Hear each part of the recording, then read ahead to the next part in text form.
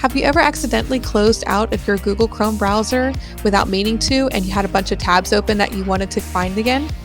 Or perhaps your computer shut down unexpectedly and you had a lot of different work up on your computer. You can still find those and revive those websites by going to the three dots on the right-hand side and then selecting History. Here you can see all of the different websites that you had open.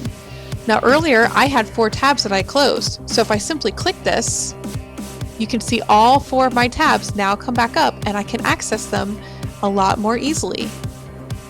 If there's another website that you would like to go find that you had up earlier, go back into your history and scroll down at your most recents. You should be able to find what you were missing.